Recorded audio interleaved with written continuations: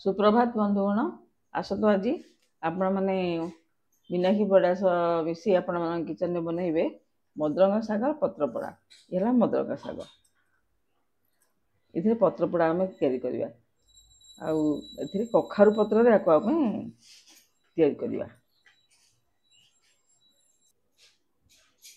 ये कखारु पत्र।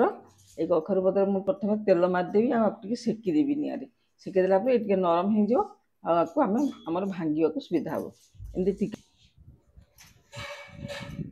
पत्र आम तेल पकईदे तेल मारी सेकिदेले पत्रटा नरम हो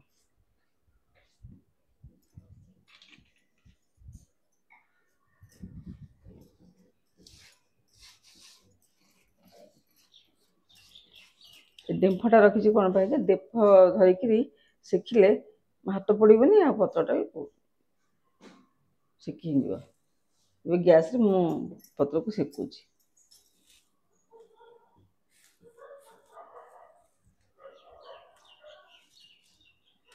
पत्र झाड़ीगला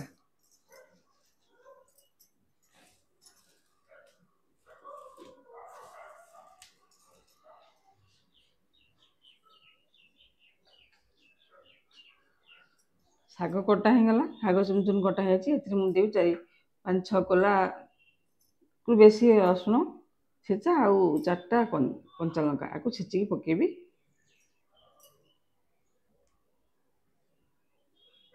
शाग चुन चुन कटा होगला 7-8 कोला रसुण छेचा आ 4टा कंचा लंका छेचिकी पकेबी। छेचिकी पकेले भल लगे आ कटा पियाज किसी देवी। सामान्य टिके लुण देवी शाग कम हो सामान्य टिके अध चामच कम लुण ए दौची हलदी न पकड़े खाती ना से शागर टिके लुण हलदी पकईली कटा जा शाग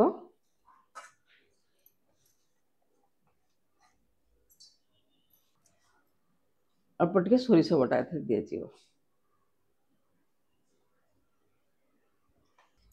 आ किसी सोरिष तेल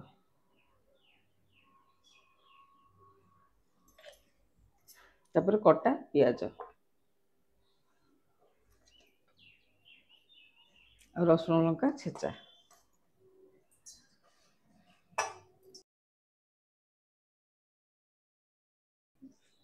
हाथ में गोलैले भल टिके मिसीज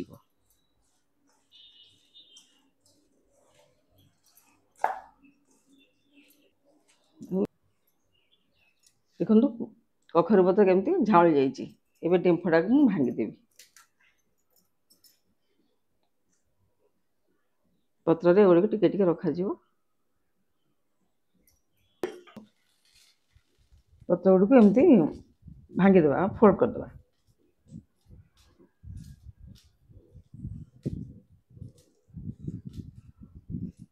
प्यान आम तातीगला तेल पकई देती एमती उल्टे रखिए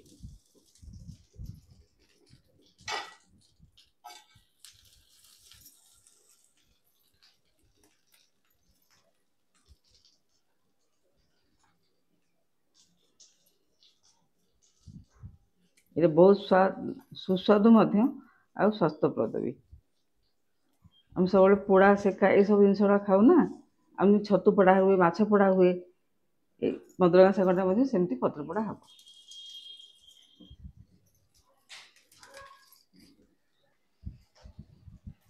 पत्र गुड़ आम पैन रखीदेला रखीदेवा कि समय घोड़ीदेवा भितर भितर सीझ तापर आम उल्ट पाल्ट करवा निहाती आप 5 मिनट रखी उल्टेबे खोल देखिए 5 मिनट हो गला गोटे साइड सेकी देखो केते नरम हो जाए आपको आम पत्रपोड़ा कौचे पातुरी कहते निआरे करा जाए चुली निआरे अल्प पाउंश देकी करा जाए कि आम तो चुली ना एमती गैस रे आम ये करवा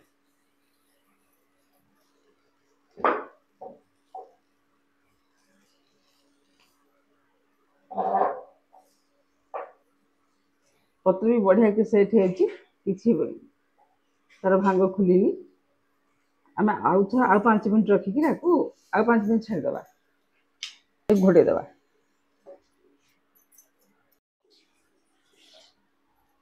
ଏବେ ପତ୍ରପୋଡ଼ା ଆମର ହେଇଗଲା। ଏମିତି ଟିକେ ଟିକେ ଚାପି ଚାପି ଦେବା। ଆମର ଚୁଲି ନିଆଁ ତ ନାହିଁ ନା, ଭିତରେ ଭିତରେ ପାଣି ମରିବାକୁ ଆମେ ଚିପି ଚିପିକି ପାଣିଟାକୁ ମାରିଦେବା। ଟିକେ ଏପଟ ସେପଟ ଏମିତି କରିକି ଆମେ ତାକୁ ଭାଜି ନେବା। ଚୁଲି ନିଆଁରେ ସେ ଧୀରେ ଧୀରେ ତା ଭିତର ଉପର ପତ୍ରଟା ପୋଡ଼ିଯାଏ। ଅଳ୍ପ ନିଆଁରେ ପତ୍ରପୋଡ଼ା ଆମର ହେଇଗଲା।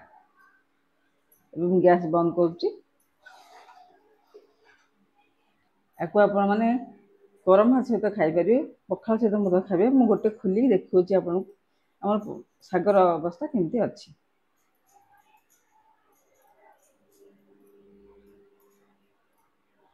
এটা আমি ଚିରି ଦେଲେ ବି ଚଳିବ।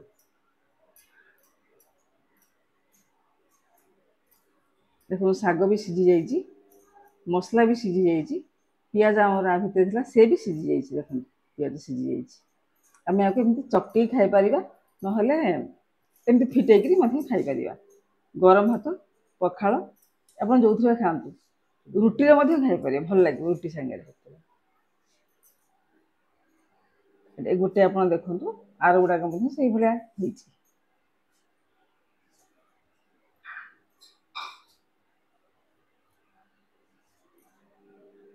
ପରସ୍ତ ପରସ୍ତ କରି ଆମର ପତ୍ର ଗୁଡ଼ିକ ଏମିତି ଆରଟା ବି ଦେଖନ୍ତୁ, ଇଏ ବି ସେମିତି ସିଝି ଯାଇଛି। ବହୁତ ଭଳିଆ ଭଲ ଲାଗିବ। ମୁଁ ବହୁତ ପିଲାଦିନେ ଏଇଟା ଖାଇଥିଲି ଆମ ଘରେ। ମଝିରେ ଏଇସବୁ ଶାଗ ମିଳିବା ଟିକେ କଷ୍ଟ, ମୁଁ ଶାଗ ପାଇଛି। ଆପଣମାନଙ୍କୁ ଏଇଟା ରୋଷେଇ କରି ଖାଇବାର ପ୍ରଣାଳୀଟା ବତେଇଲେ ଆପଣମାନେ କରିକିରି ଖାଆନ୍ତୁ। ଏଇଟା ବହୁତ ସ୍ୱାସ୍ଥ୍ୟପ୍ରଦ ଆଉ ସୁସ୍ୱାଦୁ ମଧ୍ୟ। ଆପଣମାନେ ଏ ଶାଗ ଖାଇସାରିଲା ପରେ ମୋତେ ଲେଖିବେ କେମିତି ଲାଗିଲା, କମେଣ୍ଟ ଦେବେ, ମତାମତ ଦେବେ। ଯଦି ମୋର ଚ୍ୟାନେଲକୁ ସବସ୍କ୍ରାଇବ୍ ନ କରିଥିବେ ଆପଣମାନେ କରିବେ। ଆପଣ ଆକୁ ମଧ୍ୟ ପାତୁରି କହନ୍ତି। ଆମେ ପତ୍ରପୋଡ଼ାକୁ ବେଙ୍ଗଲୀମାନେ ପାତୁରି କହନ୍ତି। ମୁଁ ଆପଣଙ୍କର ସୁନ୍ଦର ସୁନ୍ଦର କମେଣ୍ଟର ଅପେକ୍ଷା ରହିଲି। ନମସ୍କାର, ଜୟ ଜଗନ୍ନାଥ।